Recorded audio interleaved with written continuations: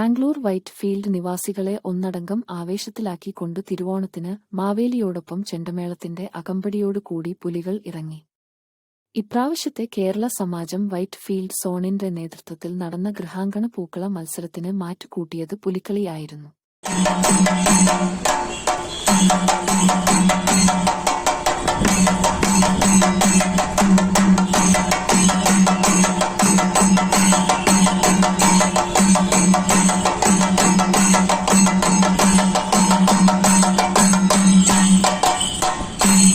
മാവേലി ആയത് സോണിന്റെ ചെയർമാൻ കൂടിയായ ഷാജി ഡിയായിരുന്നു. ഗംഭീര വിജയമായി തീർന്ന ഇപ്രാവശ്യത്തെ ഓണാഘോഷത്തിൽ എല്ലാ ഭാരവാഹികളും ഒപ്പം എല്ലാ മെമ്പർമാരും പങ്കെടുത്തിരുന്നു.